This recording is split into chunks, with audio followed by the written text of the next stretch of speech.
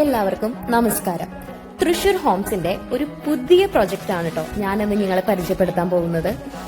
ഒല്ലൂരിനടുത്ത് ചിറ്റിശ്ശേരിയിൽ 5.5 സെന്റിൽ പണി തീർത്തിട്ടുള്ള 1000 സ്ക്വയർ ഫീറ്റിന്റെ ഒരു വീടാണ് നമ്മളിന്ന് കാണാൻ പോകുന്നത്.